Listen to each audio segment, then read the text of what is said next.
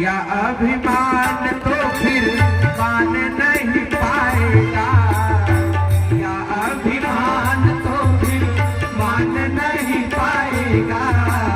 होगा प्यारे वही जो राम जी को पाएगा, होगा प्यारे वही जो श्री राम जी को पाएगा। या अभिमान तो फिर मान नहीं पाएगा, या अभिमान तो फिर मान नहीं पाएगा। होगा प्यारे वही जो श्री राम जी को पाएगा, होगा प्यारे वही जो श्री राम जी को पाएगा। धन्यवाद निर्विवाद, धन्यवाद निर्विवाद। राम राम कहिए, राम रस प्यार प्यारे राम रस कहिए। सीताराम सीताराम सीताराम कहिए, जाहि विधि राधे राम ताहि विधि रहिए। सीताराम सीताराम सीताराम कहिए, जाहि विधि राधे राम ताहि विधि रहिए। बोल सीतापति रामचंद्र भगवान की जय। चलिए प्रेम से कथा सुनिए। कल कौन कथा में आया था? सब लोग प्रेम से हाथ उठा दें। हाँ, सब लोग आए थे कथा में। भैया जी कल तक कथा कहाँ पहुंची थी आप बताइए? पीली साड़ी वाली माता जी आप बता दो, कल तक कथा कहाँ पहुंची थी? भैया जी आप बताओ। राम जन्म तक? हाँ, राम जन्म तक, राम जन्म तक हुआ। अच्छा हुआ आपने याद दिला दिया, ये तो हम तो भूल ही गए थे। बोल बांके बिहारी लाल की जय जय। प्रेमी भक्तों, चिन्मया इस्मिन् महाविश्व जाते दशरथात्मजे हरो रघुकुलेखिलम् रातिराजतीयो महिम स्थितः। जो स्वयं भगवान महाविष्णु है। देखिए भगवान के 6 प्रकार के अवतार होते हैं दादाजी। भगवान के 6 प्रकार के अवतार होते हैं, गर्ग संहिता में लिखा है। 6 प्रकार के अवतार कौन कौन से? बोले अंशांशो अस अस्तथा आवेशः कला पूर्ण प्रकथ्यते। और साक्षात श्री कृष्ण भगवान परिपूर्णतम। भगवान का पहला अवतार है अंशावतार, अंशांशावतार, आवेशावतार, कला अवतार, पूर्णतम अवतार और परिपूर्णतम अवतार। राम तापनीयोपनिषद में लिखा है कि जो स्वयं महाविष्णु है, मैंने विष्णु से जो ऊपर है, वो साक्षात दशरथ के पुत्र बन के जन्म ले लिए। बोल बांके बिहारी लाल की। कल तो हमने राम जन्म करा दिया, लेकिन आज कुछ आपको विशेष बातें बतानी है। राम जी के पिताजी का क्या नाम है? अरे बोलिए सही। राम जी के पिताजी का क्या नाम है? दशरथ नाम है। नाम दशरथ क्यों पड़ा? 20 रथ नाम पढ़ सकता था, 30 रथ नाम पढ़ सकता था, 50 रथ 10 रथ नाम क्यों पढ़ा? इसका कारण है अस्मकान मूल को जगे यह स्त्री भी परिरक्षिता नारी कवच इत्युक्तः सह यह क्षत्रो मूल के अभवत। दशरथ नाम क्यों पड़ा? कल हमने आपको राम जी की वंशावली सुनाई। राम जी की वंशावली में दशरथ जी के पिता का नाम है राजा अज। क्या नाम है? अज नाम है। अज के कोई पुत्र नहीं हो रहे थे। अज के कोई पुत्र नहीं हो रहे थे महाराज। तब राजा अज वशिष्ठ जी के पास गए और वशिष्ठ जी से कहा कि हे गुरुवर, लगता है मेरा कुल समाप्त हो जाएगा, रघुकुल की ख्याति नष्ट हो जाएगी। इसीलिए हे गुरुवर, कुल में कोई जन्म ले, इसीलिए रघुकुल की कीर्ति को बचाने का आप यथाशक्ति प्रयास करिए। तब राजा अज ने यज्ञ करवाया और जब राजा यज्ञ करवा दिया तब दक्षिणा देने की बारी आई। अब यज्ञ करवा दिया राजा अज ने, अब दक्षिणा भी तो देनी है। तो वशिष्ठ जी ने कहा राजा अज सुनिए, हमको दक्षिणा में वही चाहिए जो आपने अपने पसीने से कमाई हुई है। आपके पसीने की कमाई, भले ही वो 1 रुपया ही क्यों ना हो, हमको 1 रुपया ही दक्षिणा में चाहिए, लेकिन वो आपके कर्म की कमाई होनी चाहिए। कर्मणा जायते जन्तुः कर्मणैव विलीयते सुखम दुखम भयम क्षेमम कर्मणैवाभिपद्यते। कर्म की कमाई चाहिए। अब राजा अज ने विचार किया, हमने तो कोई कर्म किया ही नहीं। भाई, जो भी खजाने में राजकोष में पैसा है वो सब जनता का पैसा है, हमारा पैसा तो है नहीं। सब जनता से हम टैक्स लेते हैं और वही पैसा है मेरे पास, अपना तो कुछ नहीं। वशिष्ठ जी ने कहा मुझे दक्षिणा में वही चाहिए। सो राजा अज भेष बदल कर अयोध्या जी में काम ढूंढने के लिए निकल पड़े। रात्रि का समय था। रात्रि में सबके द्वार पर जा पूछते हैं, भैया हमको कोई काम दे दो। एक लोहार के घर जब पहुंचे तो लोहार भैया ने कहा, देखो ये जो धौकनी जल रही है इसको रात भर जलाते रहना है, और यदि रात भर आपने इस धौकनी को जलाई तब हम जाकर के 1 रुपया देंगे। बोले ठीक है। राजा अज ने रात भर धौकनी जलाई, तब जाकर के सुबह अज को 1 रुपया प्राप्त हुआ। अब वो 1 रुपया राजा अज ने वशिष्ठ जी को जाकर के दे दिया। ध्यान दीजिए, वही 1 रुपया राजा अज ने, माने दशरथ जी के पिता ने वशिष्ठ जी को ले जाकर के दे दिया। और वशिष्ठ जी 1 रुपया घर लेकर गए। वशिष्ठ जी अपने आश्रम को गए। अब इधर वशिष्ठ जी की पत्नी का नाम था अरुंधति। क्या नाम था? अरुंधति। वशिष्ठ जी की पत्नी का नाम अरुंधति। इधर अरुंधति जी घर पे इंतजार कर रही है। राजा घर यज्ञ करावे गइल बाने, नाही में 4-5 राज जरूर ले। अरुंधति जी द्वारे पे बैठ के अगोरत रही, अब हाथी घोड़ा से सोना लगा के आवता। आई हर वशिष्ठ जी 1 रुपया लाओ। संतुष्टो यही वर्तेत ब्राह्मणो येन केनचित्। भगवान कन्हैया कहते हैं कि संतुष्टो यही वर्तेत ब्राह्मणो येन केनचित्। भगवान कन्हैया कहते हैं कि संतोष ही ब्राह्मणों का धन है। संतुष्टो यही वर्तेत ब्राह्मणो येन केनचित्। यदि ब्राह्मण संतोषी है तो वो संतोष धन उसको अग्रसर करेगा।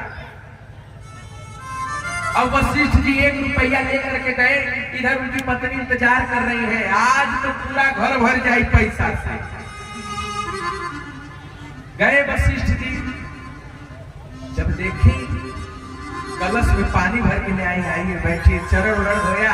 बोले दक्षिणा कितना मिला? वशिष्ठ जी बोले 1 रुपया मिला है। अरुंधति जी ने कहा क्यों मजाक कर रहे हैं?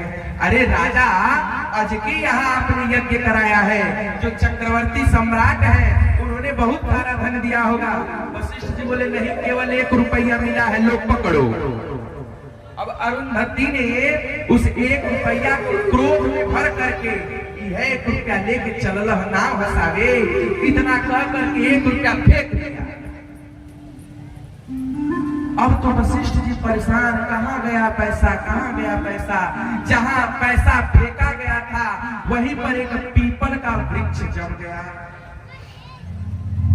पीपल का वृक्ष, अश्वत्थ सर्व वृक्षाणां,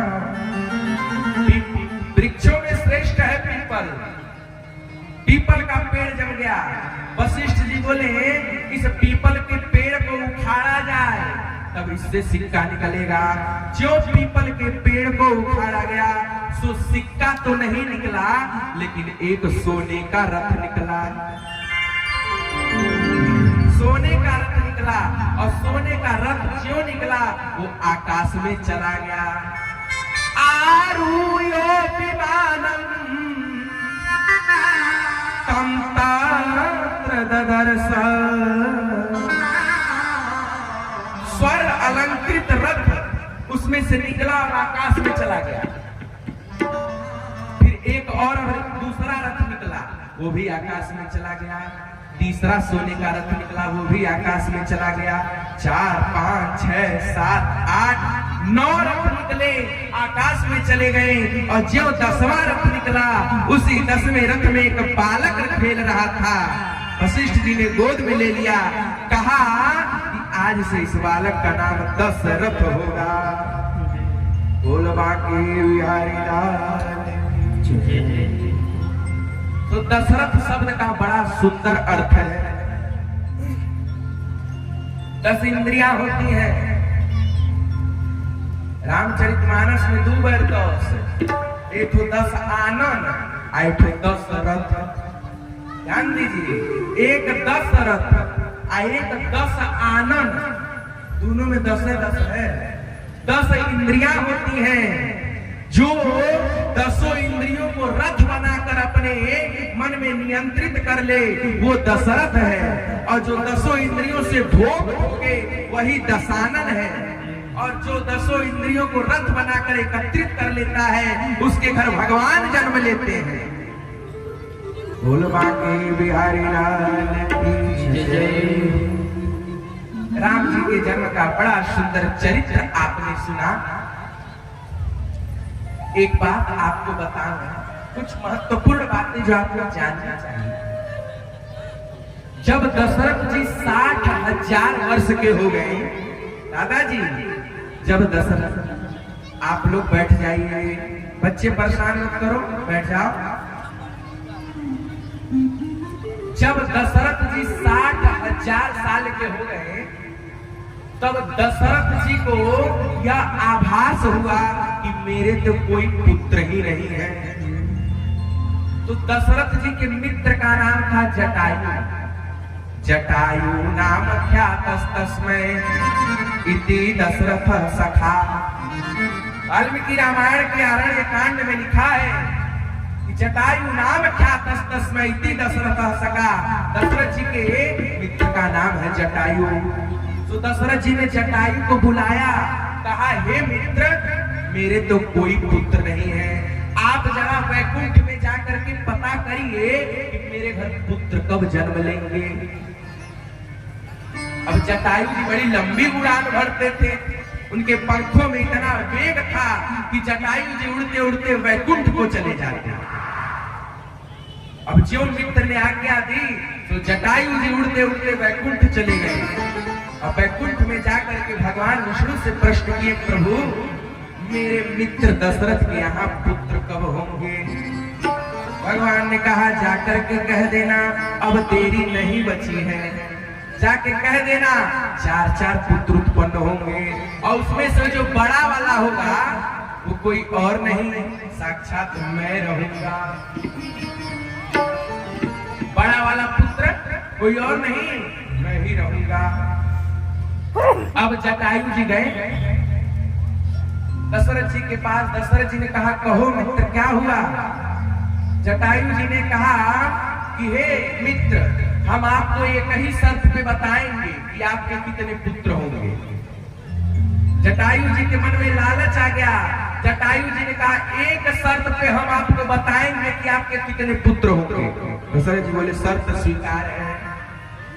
जटायु जी ने कहा कि हे मित्र दशरथ, आपके घर 4 पुत्र होंगे, लेकिन आप मुझे वचन दीजिए कि आपके चारों पुत्रों में जो बड़ा वाला पुत्र रहेगा वो आप मुझे दे देंगे।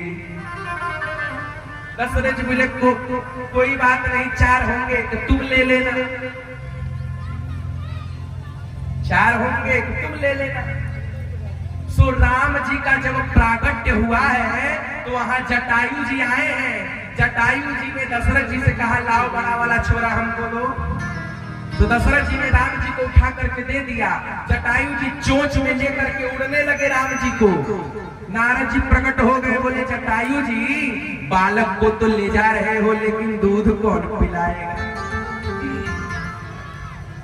आप तो निरामिष खाते हैं मांस, लेकिन बालक है, दूध कौन पिलाएगा? जटायु जी बोले, बात में तो दम है। नारद जी बोले, देखो है तो तुम्हारा ही पुत्र। अब दशरथ जी ने जब दान दे दिया है तो भाई आपका ही पुत्र है। तो फिर से जटायु जी ने राम जी को दशरथ जी के घर पे छोड़ दिया। जटायु जी ने राम जी के दशरथ जी के घर पर छोड़ दिया। इस बात को गोस्वामी जी रामचरितमानस में लिखते हैं, ये मनगढ़ंत कथा नहीं है। गोस्वामी जी मानस में लिखते हैं, सर्व सदाना आरे सर्व सदाना दीन सब हो, सर्व सदाना दीन सब हो, सर्व सदाना दीन सब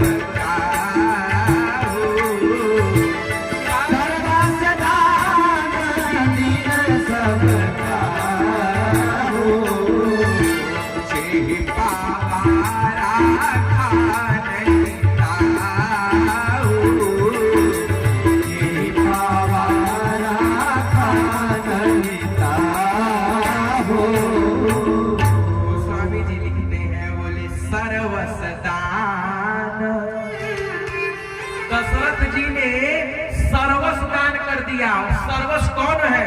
सर्वस्व में रामचंद्र। श्लोक क्या कहता है? सर्वस्व में रामचंद्र।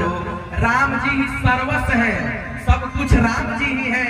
तो सर्वस्व दान दशरथ जी ने राम जी को ही दान करने दिया। लेकिन जे ही पावा रखा नहीं ताहू, जिसने पाया उसने रखा ही नहीं। और आप लोग रामचरितमानस उठा के पढ़िएगा। राम जी जटायु जी के पुत्र हैं, इसीलिए राम जी ने दशरथ जी को मुखाग्नि नहीं दी, राम जी ने जटायु को मुखाग्नि दी है। रामचरितमानस में दशरथ जी को मुखाग्नि राम जी ने नहीं दी, जटायु को मुखाग्नि राम जी ने दी। गीध अधम खग आमीस भोगी,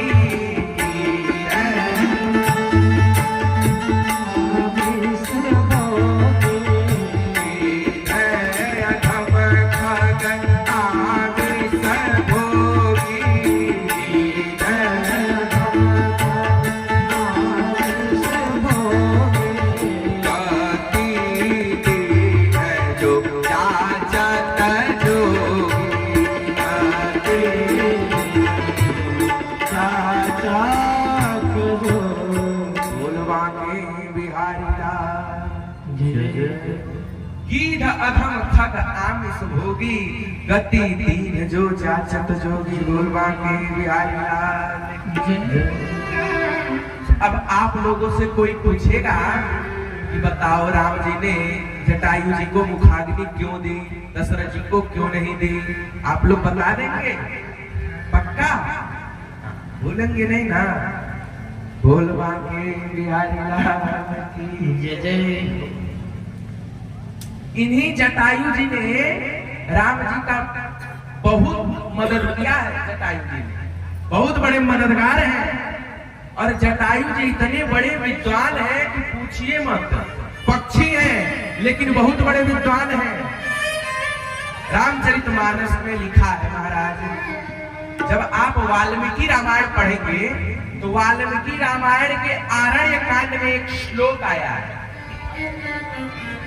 जब राम जी सीता जी को ढूंढते हैं, जटायु जी कितने बड़े विद्वान हैं, मैं इस बात को सिद्ध करता हूं, एक तथ्य आपके सामने रख रहा हूं, कितने बड़े विद्वान हैं जटायु जी। जब रावण ने सीता जी का हरण कर लिया तो राम जी सीता जी को ढूंढ रहे हैं, चारों ओर ढूंढ रहे हैं। उसी समय राम जी ने एक जटायु नाम के पक्षी को देखा जो दर्द से कराह रहा था, दर्द से कराह रहा था जटायु। राम जी पहचान के जटायु है, गए जटायु के पास, कहे मित्र बताइए आपकी ये दशा किसने की?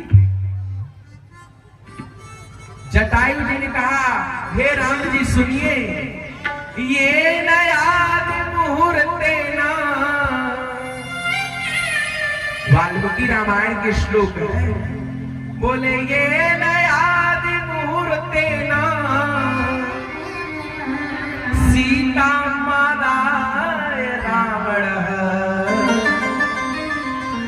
अविप्र नष्टम धनौ तस्मिन् तत् स्वामी प्रतिपद्यते। जटायु जी ने कहा, हे राम जी चिंता मत करिए, जानकी जी मिल जाएंगी। राम जी ने कहा, आप मुझे झूठी दिलासा दे रहे हैं। जटायु जी बोले, नहीं मैं झूठ नहीं कह रहा हूँ, मैं विश्वास के साथ कह रहा हूँ, सीता जी मिल जाएंगी। राम जी बोले, कैसे पता? जटायु जी बोले, पता है। बोले, ये नयादि मुहूर्तेन, अपने यहाँ हर चीज का मुहूर्त है, अपने यहाँ हर चीज का मुहूर्त होता है।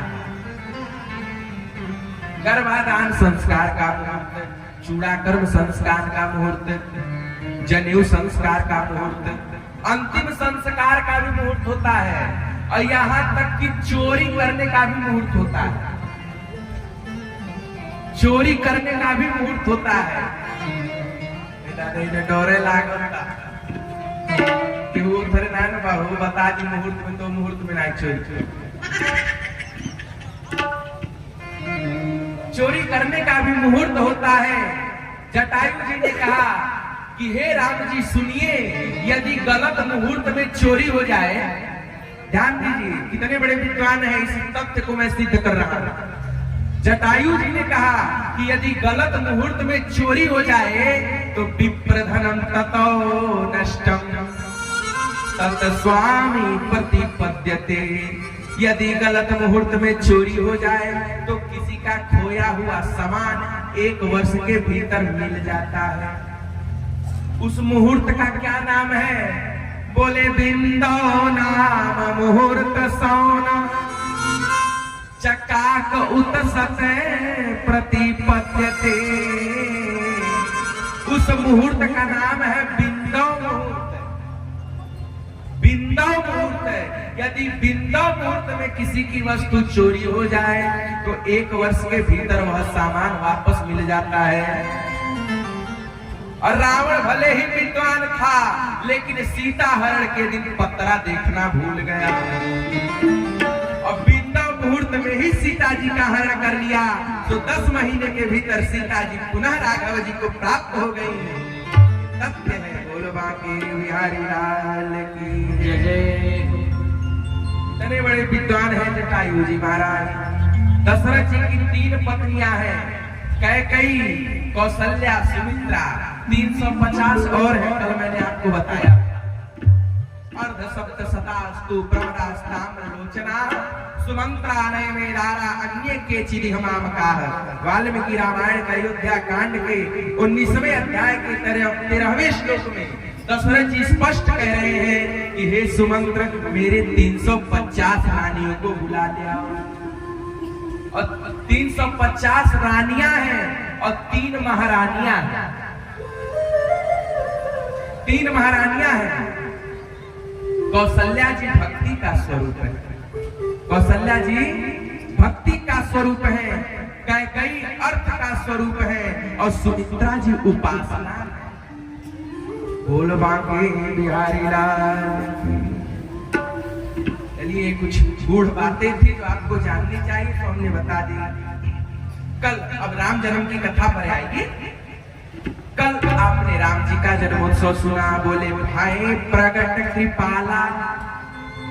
राम जी जन्म नहीं लेते, जन्म तो मनुष्यों का होता है। जन्म मनुष्यों का होता है। जिसका जन्म होता है उसका मरना तय है, लेकिन भगवान जन्म नहीं लेते। बोले भय प्रगट। राम जी तो प्रगट होते हैं महाराज। तमद्भुतम बालक बंबू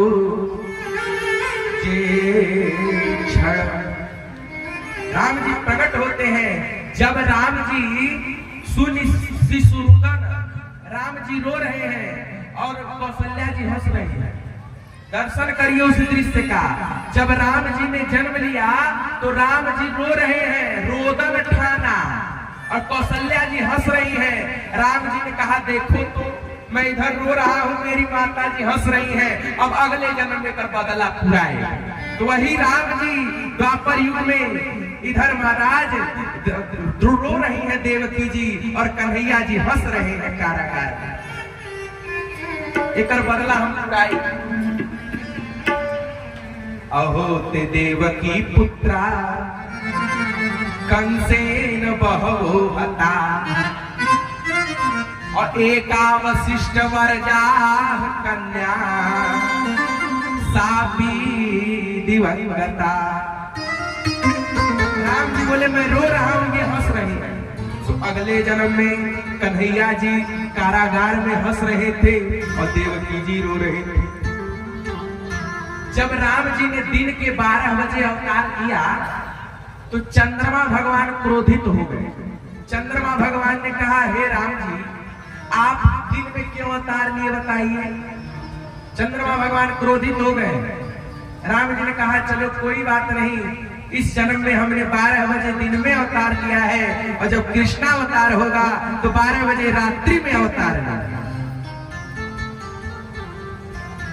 राम जी तभी चंद्रमा जी मुंह फुलाए रहे, बोले ना ऐसा काम ना चले। राम जी ने कहा चलो कोई बात नहीं, मैंने भले ही दिन में अवतार लिया है लेकिन आज के बाद मेरे नाम के आगे चंद्र लगा करेगा रामचंद्र। बोल रामचंद्र भगवान की जय। प्रेमी भक्तों, राम और कृष्ण में कोई अंतर नहीं। विद्वानों की कुछ माने तो राम जी की लीला अनुकरणीय है और कृष्ण जी की लीला स्मरणीय है। ध्यान दीजिए, बड़ी गूढ़ बातें हैं ये। राम जी की लीला अनुकरणीय है, माने राम जी की लीला को आप सुनिए और अपने जीवन में उतारिए।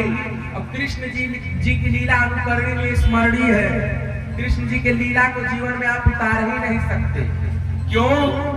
बोले कृष्ण जी ने जब 6 दिन के थे तो पूतना को मारा, रौरे मार के दिखा दी। भगवान कन्हैया ने तो 101 फन वाले कालिया नाग को मारा। रौरे में दम बात है, ठुके हुए सांप के मुड़ी पे गोड़ धो दी।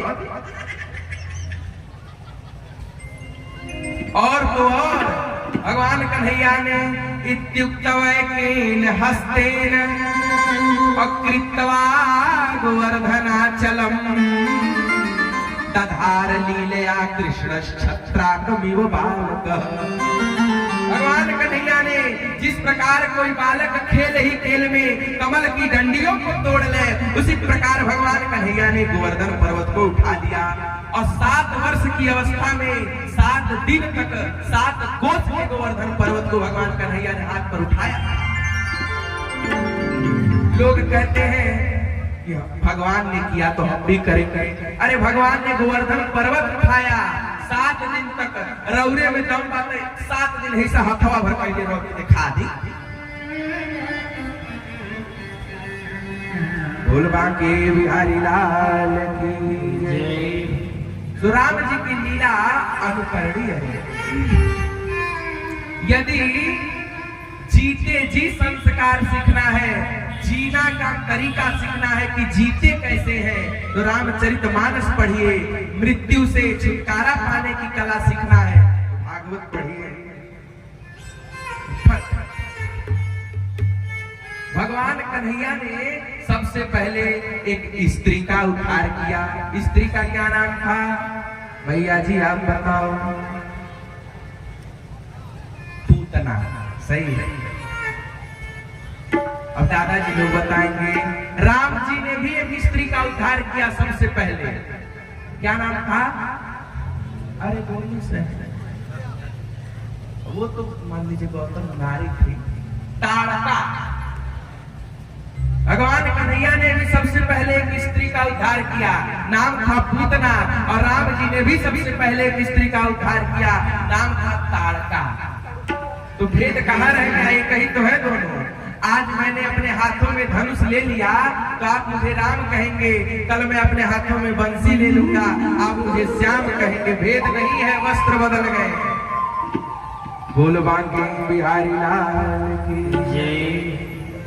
मान लीजिए आपके पास सोना है, उसी सोने का अंगूठी बनता है ना, और उसी सोने का कान का बनता है।